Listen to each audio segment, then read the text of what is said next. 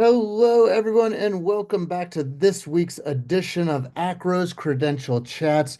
We're excited to have a guest from outside of our world this week. Joining us from NACADA is Sean Bridgen. Sean is the Associate Director of External and Institutional Partnerships at NACADA. Sean, thank you so much for being with us. Well, it's really happy to be able to spend some time with you today, Noah. Thank you for the invitation. Absolutely. And we're really excited to learn and share with you in the your perception of, this space from that academic advising angle. But before we dive into that, maybe just if you could share for any of our audience, just kind of what is NACADA and just who are you serving when it comes to, helping students make meaning of all of this? Sure. So that's a great question. So NACADA is a global organization. We have about 14,000 members as of last time I checked. We have a large annual conference once per year. We just had it last month in Pittsburgh. I guess it's almost 2 months now. I guess it's now December. So in October we had the conference in Pittsburgh, which is my home area. So it was really nice to be back there among friends. And we have regional conferences all over the country. And we also will have what we call an international conference or a global conference that will be outside of the United States because we do have members really all over the place. I also lead that work. I work with international associations, which is really fun. Our goal is to be the leading organization for advising. We have two refereed journals, uh, which we've had for, I think the first one was in 1981. It was created something around there, and the other one was created right around 2020. The first one is the NACADA Journal that's based on mostly empirical research. The other one is in the NACADA Review we publish work on praxis there. We're at K-State University, Kansas State University, where we have a master's program in advising, a graduate certificate in advising, and a PhD in advising leadership. I also have a faculty appointment where I teach in the master's program and the certificate, of course, and then sometimes get to sit on a dissertation committee or something, which is really fun. And our members are really, really diverse. Most of the members are what we call primary role advisors, so people who advise from 8 to 5 Monday through Friday and on the weekends, depending on their job.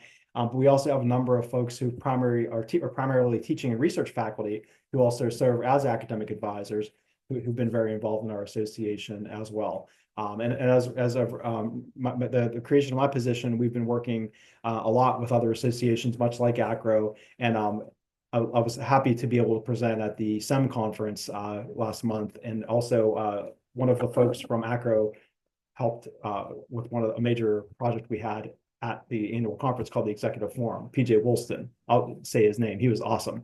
And we're talking a lot about how advising and strategic enrollment management need to be working better together.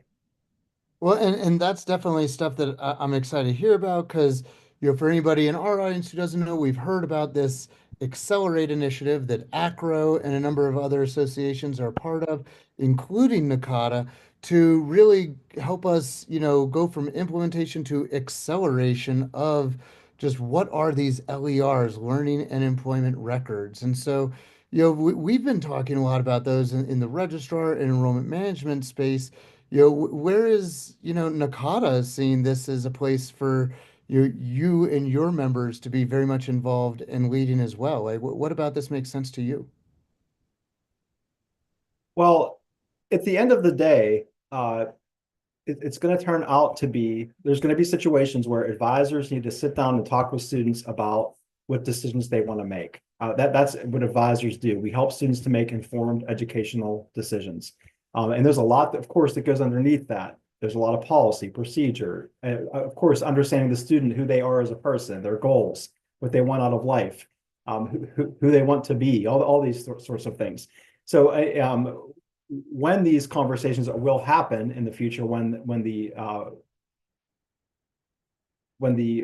alternative credentials are much more mainstream, advisors are going to have to help students see how these things fit into who they are and what they want, and how it might fit into other larger goals. Like, can you stack them and have them count towards a bachelor's degree, or can you come back after a bachelor's degree and help to arrange a certain set of credentials that would get them into certain kind of position they might want to get or get into a different type of graduate program.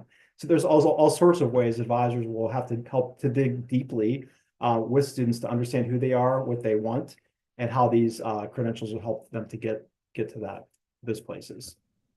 And I think something that really warms the, record keeping heart is hearing that there's colleagues across campus who it sounds like get what our offices are doing and why it's important and that it actually is, not just important for the learners, but I'm hearing that, folks like you understand what the record keeping side, like in the office of the registrar, are doing, and it actually impacts your work with learners. Oh, absolutely. And full disclosure, I actually cut my teeth in the registrar's office. That was I was a graduate student, graduate assistant in the registrar's office. And I worked on student implementation system implementations. And that was my kind of first job, was working on those as like a systems analyst when people were getting away from the old mainframe systems and putting in the big enterprise student information systems. So I worked on that a good bit. So that's kind of where I cut my teeth and where my lens is. But I would say that most advisors are are very much involved in what's going on with the student record, because we have to interact with the students, once they're admitted, and then of course, depending on who's handling transfer credits, so there's a bridge to admissions. Often it's admissions. Then there's a bridge to the registrar's office, because making sure the transcript is showing up correctly. And also the registrar's offices often manage the degree audit programs, and advisors are, we kind of live and die by degree audits. They need to be accurate. And so a lot of times we'll go through, well, I always went through every appointment to make sure the audit was correct, so that whenever the student was getting towards, it helps with, obviously helps with planning and degree completion and all those sorts of things. So yes, we all need to be communicating. And actually that's a way I think these new credentials will help to open up those conversations more fully, is kind of one of my hopes.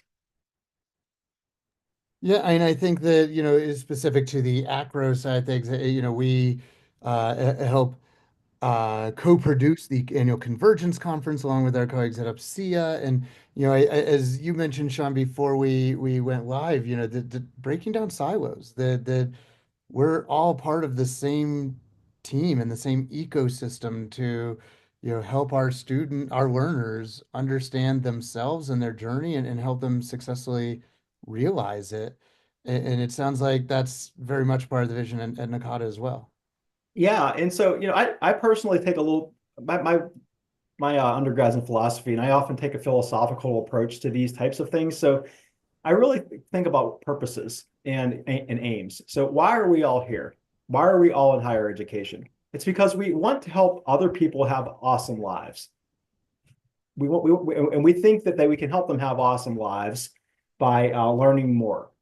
In the rest of the world, we need to have some sort of let's call it a token, some sort of credential, if you will, that demonstrates the extent to which folks have mastered certain ideas, concepts, etc.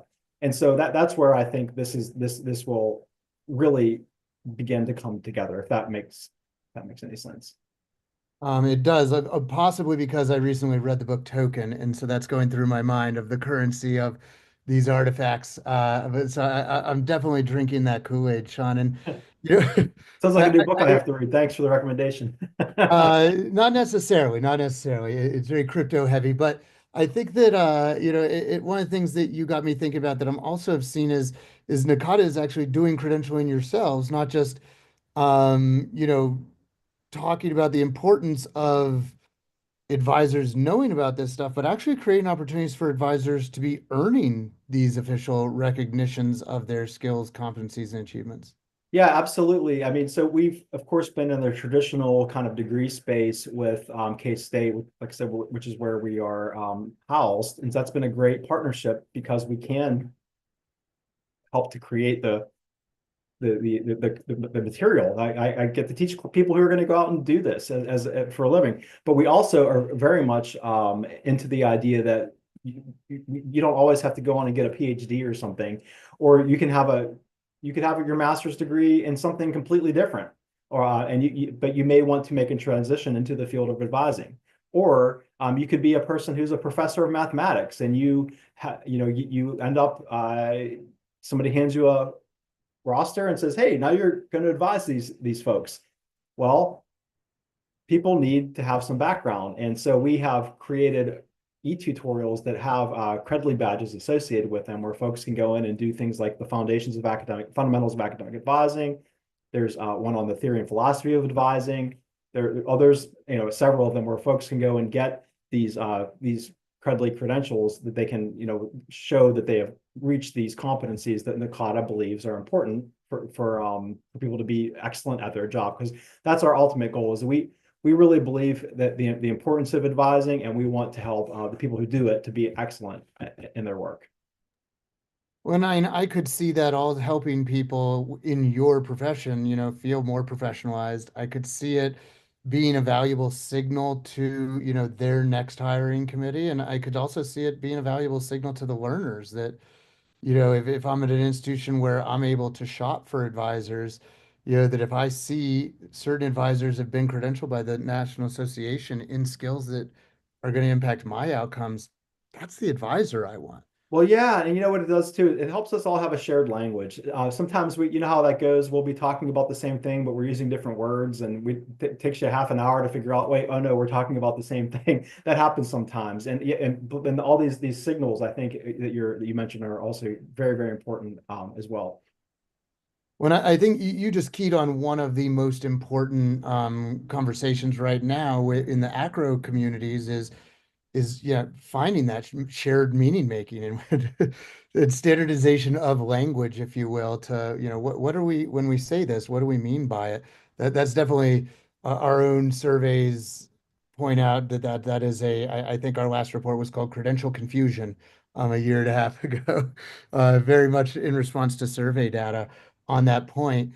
In our last few moments here, Sean, you I know that you, with your involvement on that Accelerate initiative, you're serving, you told me, on the standards and technology committee as well as the community practice committee. One of the things we've been talking a lot about on these credential chats conversations is, okay, we create credentials, we issue credentials, and there's a whole lot more happening in the ecosystem before and after that. From that advising perspective, what do you think is important for, ACRO members to hear as far as, these formal records of learning achievement actually being operationalized by folks like your members? That's a really great question, and a lot of what we talk about, you're talking about language, is there's so many different standards and things with badges that I'm learning from our colleague Carrie Lemoy, who is a complete genius, and she's been so good at helping me, I mean, frankly, new to this space and understanding of all this different terminology. She's been very good about helping us to make sure that we understand what all these things mean, because it's going to be very important for advisors to understand what all these things mean so that we can all have the conversations with the students and help them understand what these things mean at the end of the day. So I think that's going to be a key piece of it. And it's specific to the technology and what kind of, if we put on, pretend we're in Terminator or Minority Report, like looking to a future that is actually not that far off, like what are some of the things that you see being possible thanks to learning records that helps advisors do more powerful advising?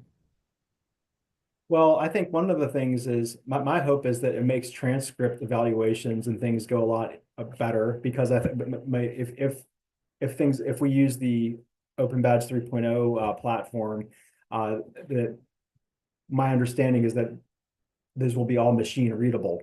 And so there will be a lot less interpretation, a lot less, it won't take a human hands to go through and have to do these evaluations on things. So my hope is that whenever somebody gets whenever we have these machine readable credentials, that they will be automatically understood by the student information system. So I think that's going to be an important piece too. And I'd like to see that go to transcripts and courses as well, but that might be too far afield. Totally understandable, but and I think that it's really enlightening and exciting for us to see colleagues, from other units around our campus who are also seeing this stuff as being really important ways of, better serving our learners, helping them understand themselves, and ultimately help them have, the amazing outcomes that they're coming to our institutions for in the first place. That's it. And at the end of the day, like I said, we're all there for the same reason. And we're I think the kind of the this kind of the magic of advising is that we have a chance to sit down with students one on one and help them to make meaning of everything that they're doing at the institution. And now with the advent of these newer types of credentials, they'll actually have a way to demonstrate that learning to someone else other than an actual. Oh, we were talking about earlier. One more course I would have had the minor, but I learned all this other stuff, but there's really no way for me to represent that other than nobody's going to dig through somebody's transcript to see that they took XYZ courses, right? And what does that mean at your school versus my school? So I think this is where this is going to become when you mentioned the Terminator idea or the future, I think that's going to be the beauty of it. It's going to provide folks with lots of ways to demonstrate what they have learned in school. Well, on that note, and I feel like helping people make meaning of their learning achievement might end up being the title of this episode. Sean Bridgen, thank you so much for taking the time and for sharing the Nakata perspective with us this week on AACRAO's Credential Chats. Thank you, Noah. It's been a pleasure. Same, man. Thank you so much, and have a badge-worthy week, everybody. Bye-bye. Bye.